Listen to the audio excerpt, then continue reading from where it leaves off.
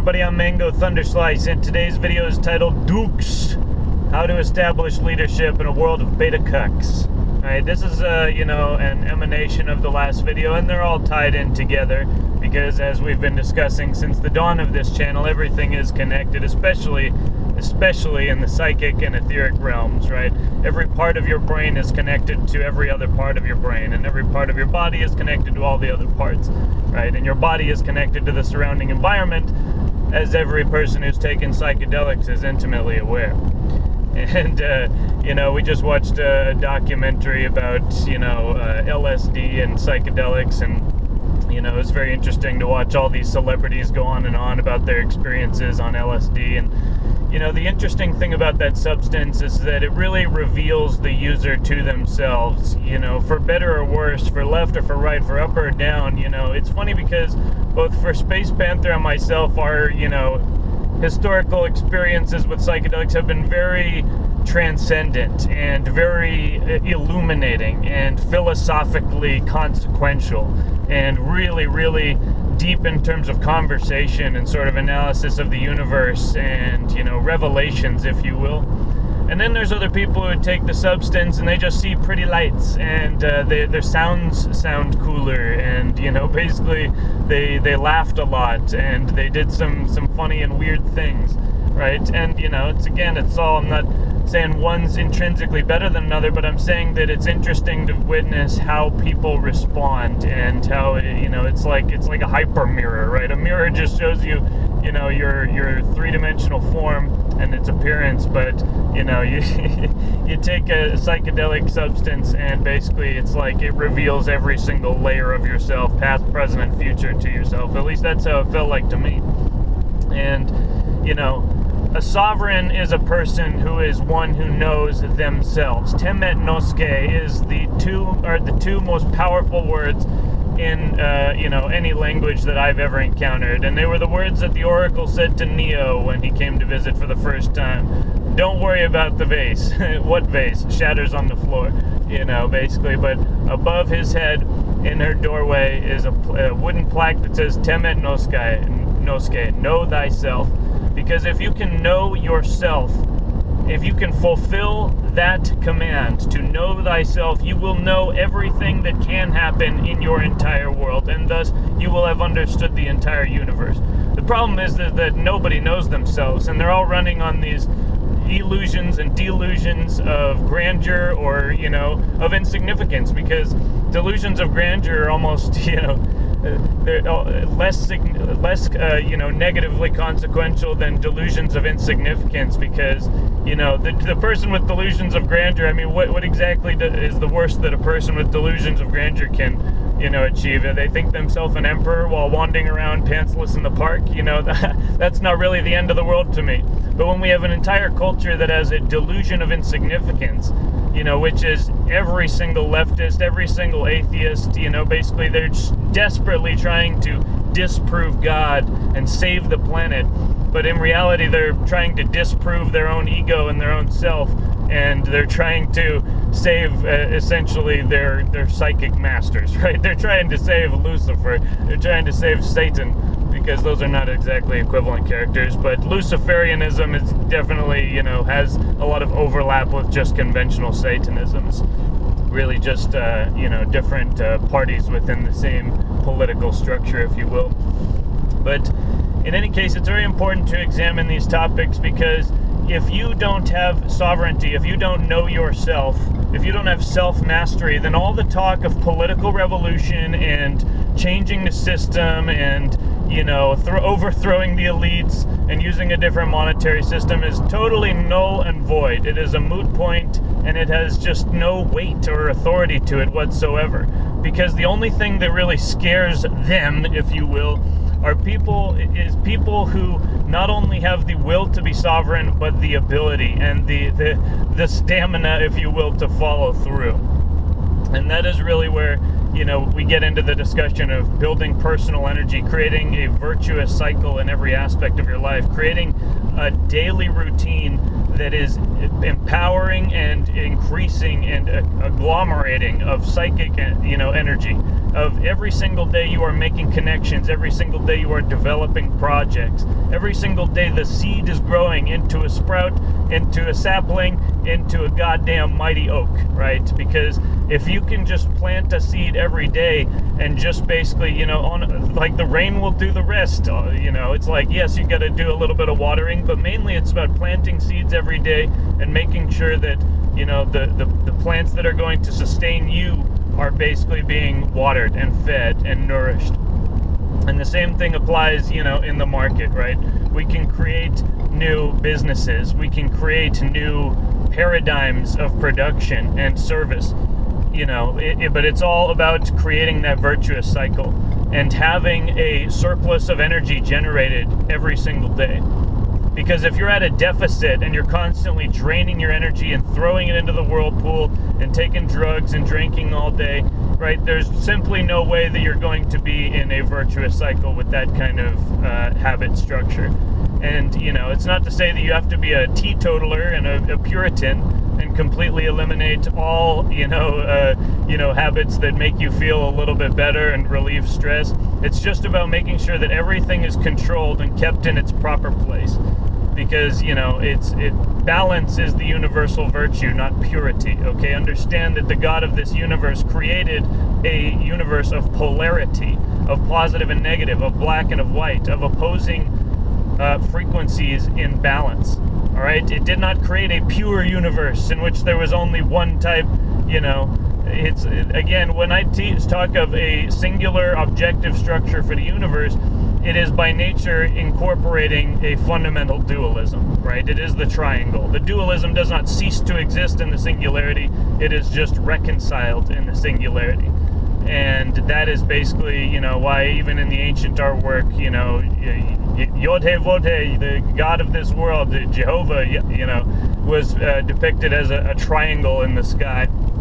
And, not a lot of work, but some of the old occult artwork, right? The God is represented as a triangle in the sky. And the Trinity, right, is of course a very prominent theme in certain strains of Christianity. The Father, the Son, and the Holy Ghost, right? Even in the ancient pagan times, it was Father, Mother, Child, right? It was the generative and genitive structure. It was basically, this is how life is created. It is exactly that same metaphysical combining of opposites. And so, to know thyself, to make thyself aware and able to engage with the world is the highest power and the highest virtue, right? And then once you have that power, you can, the aspect of good and evil comes into play, the aspect of free will, of knowing that once you can change things, the question is, how will you change things? In what manner will you change things? Will you choose to basically be a tyrant and take control of systems that are not rightfully yours, that you do not have proper due to claim, or will you become a benevolent, deity? Will you sort of merge with the world and increase its systems and make sure that, you just watch from the background and make sure that the entire operation is running smoothly, right? Are you the manager who's, up front whipping everybody into working a little bit more, in terms of margins per hour? Or are you the one who's in the back just making sure that everybody has everything they need and everybody's able to succeed in that manner, and just fulfill their destinies in service and in synergy, in cooperation with your destiny, right? Can you increase the world, or will you be forced to be forced, right? Will you force the world to drain itself to entertain and sustain you, right? And this is where, the very fundamental fulcrum answer to that question is, what is your energetic standard? What is your vortex looking like? Is it implosion or explosion? Are you generating energy, or are you at a perpetual deficit? Right? If you are at a perpetual deficit, it's very, very safe to say that your external world and structure will be draining others. It will be vampiric. But if you are generating a surplus of energy, it is very safe to say, more likely than not, this person will be the beneficial ruler. They will be the one who increases the world. And, just basically the leader versus the ruler, right? And that brings, to the word, the codon this morning. Dux is the Latin word for leader, specifically a leader who didn't hold formal military rank and was generally applied to Celtic leaders, right? And for those who haven't seen, the historical videos of the channel of the Irish history of humanity, or how redheads built the pyramids, right? Rome conquered the entire known world except for Ireland, right? Because there were two churches. There was a Church of Rome and a church at Tara. And they were both Christian. In fact, Christianity in Ireland and the Celtic Isles predated the Christianity of Rome. But over time, there came to be a conflict, and the conflict directly stemmed from adherence to the natural calendar, the lunar calendar, which the Jews still run by, and then basically the Julian calendar, which was the 12 months, and basically just making a calendar that was numerically simplified for the sake of central planning, but was severed of its ties to the natural cycle, the lunar cycle specifically.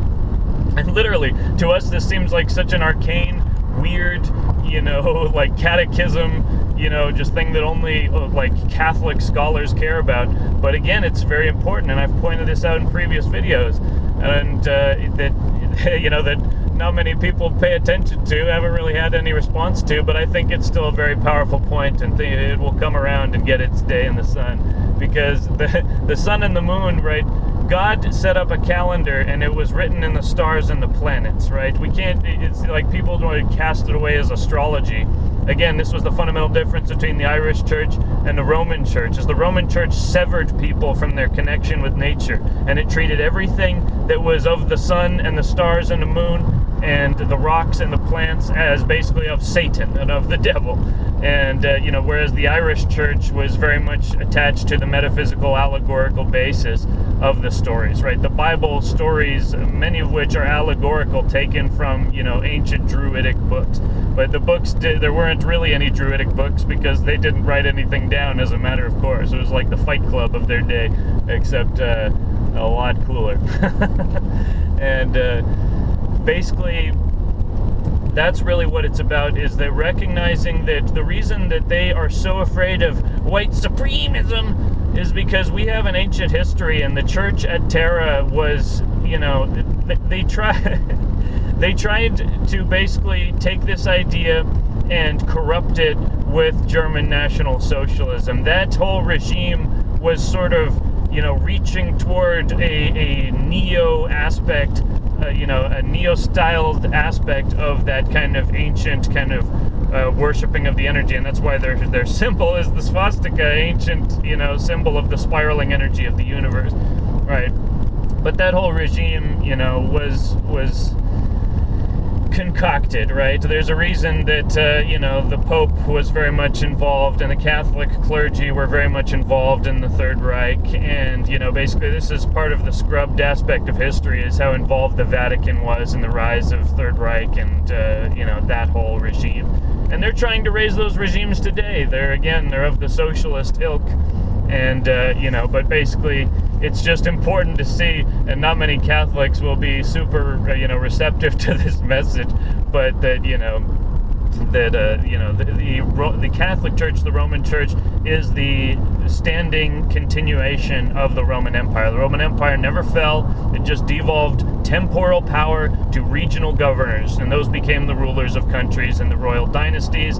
And even in countries where our own, we have kind of a secret dynasty, a secret aristocracy. And that's why George Bush is related to Charlemagne, and so is Obama, and so is Dick Cheney, and all this stuff, right? It's because these are families that came up through, the Roman times, the black nobility, and, all these families, and why they're so crazy about their bloodlines and everything. It's because it's literally been going on for that long.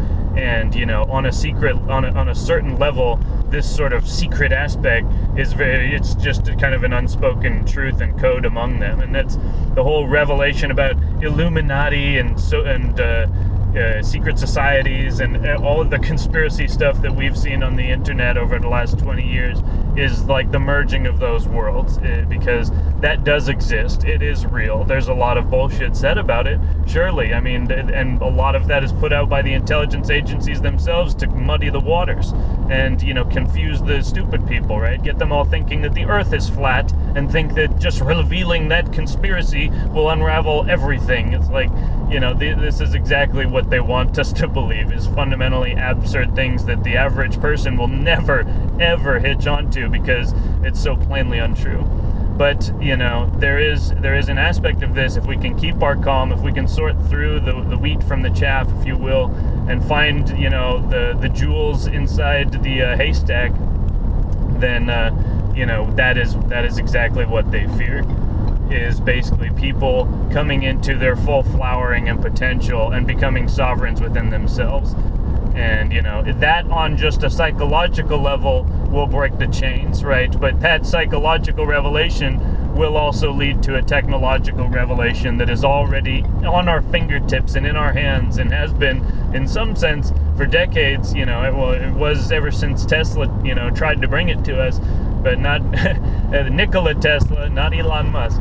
But, we are so close, and it's just everything that you're seeing right now in terms of censorship, in terms of just totalitarian wrangling and the push for medical fascism and the push to divide the human race into, its constituent colors and ancestral backgrounds.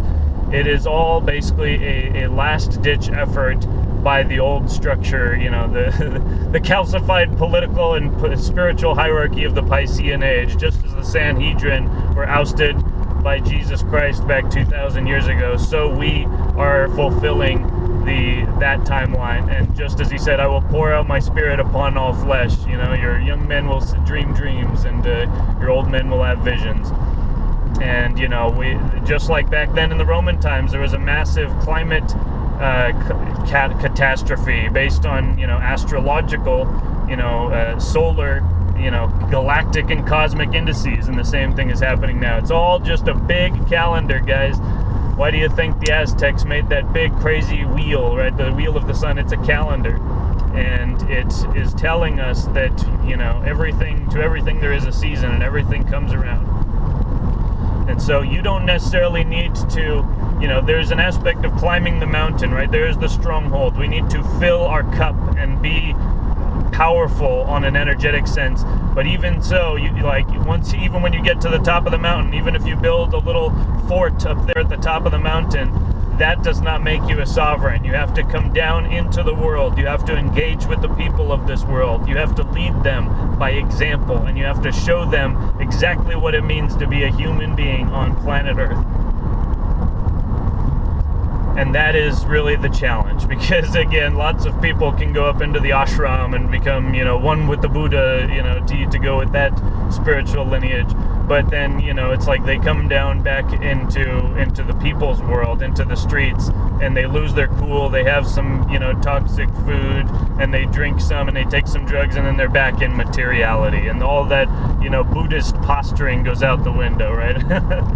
I know people in my family who have yoga instructor degrees, and basically they're very volatile and bipolar, and basically spiteful, and so all the trappings of religion, especially for liberal women, it's all bullshit. And there's a reason that they look for things like Buddhism, is because Buddhism doesn't focus on personal accountability, right? It's all about the wheel of karma and basically eliminating. There's an aspect of validity, but there's a reason that Buddhism was the hip thing, 6,000 years ago to 4,000 years ago, and then Christianity came, and basically every age has its own proper, groove to roll in, right? And so what I'm saying is, a fulfillment of Christianity and a merging with the original Druidic Christian roots of the priests of Ayesa and, the original aristocracy, which was very benevolent and was not vampiric, right? And so this is a cosmic battle. It is a battle that has been going on since the beginning of the human species. Even before the cataclysm 12,000 years ago, these factions existed in different energetic form.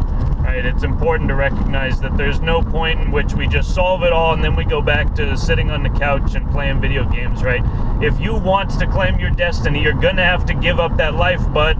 You're gonna have to stop being comfortable. You're gonna have to get up off your ass and go.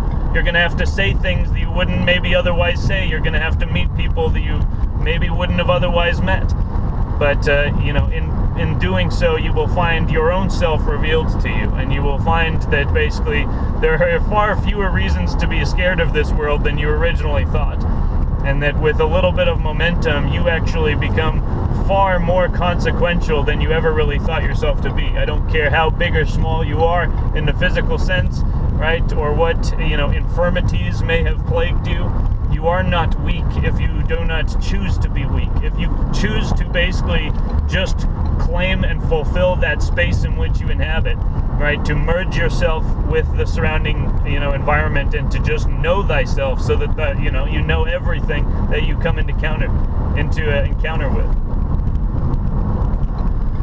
So yeah, DUX, how to be a leader, how to establish leadership in a world of beta cucks, because the sheer fact is, if you are draining yourself, if you don't have the physical energy to stand in one spot and to not yield, then you cannot by definition be a leader. You can't. It's a stupid conversation when weak people talk about how can I become more of a leader. It's like, you can't, because no one will follow your example. Why should they? And so that's really it. If you are finding yourself devoid of mental energy and physical energy, I would encourage you, I would implore you, give it a try. Stop watching porn, basically stop watching media altogether. Put your bare feet on bare earth, right? Eat clean food. If you're, a large person and your body is very, it's got a lot of excess weight, I would encourage you to go on a plant-based diet primarily and just, do a juice cleanse, right? If you're already fairly skinny and you don't necessarily need to perform that work, then I would encourage you to eat lean organic meat and, basically strengthen the life force of the body, with just, exercise and training. And, specifically weights. If you're already skinny, then, running is good to keep your cardio, but you really just want to focus on just strengthening the muscular tissue. And, but there's a track for everyone to find their destiny. There is no one size fits all. But that being said, there is, a singular archetype that we all can follow. And that was, Jesus Christ. That's the whole aspect of the avatar. And so that's, I guess, my video today. Let me know if you guys have any thoughts down below. I think, one of our longtime subscribers pointed out in the last video, it's like, you've gotten a lot, fewer likes and views on your video compared to this time last year. What's the deal? Is YouTube messing with you?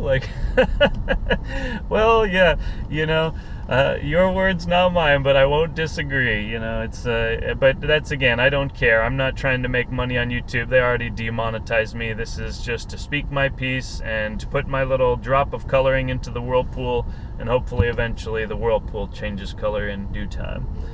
And, especially if other people start, following in that same groove and changing it, and it becomes almost like a pyramid scheme of enlightenment, right? I hate to use that term, right? It's the capless pyramid, right? Because the capstone is God, the capstone is Jesus Christ, and it's the resonator of the perfect human in full alignment with the creator of the universe, right? The benevolent deity.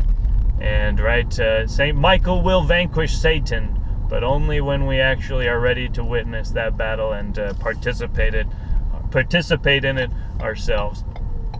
So that's my video today. Establish leadership. Do not worry about the dumb little, suppositions of the weak people around you, no matter how old or young they are. right? Because the sheer fact is that the more that you don't care and just go on an operative principle, live by a code, a modern day samurai, the more that people will just notice it, right? The people will, in generally like it, or they will, in one way or another, they will respect it, even if they don't like it, and the people who won't like it are the people you don't want to be hanging out with anyway. They're the weak little vampiric beta cucks who will always submit to whatever, feels good, and whatever, tyrannical woman is, yanking their chain, and it's the contrast has never been more clear, and it goes to show right now, the matchup between Trump and Biden goes to show that, even into the later years, this aspect plays out in dramatic form, right? Trump is definitely an alpha to the bone.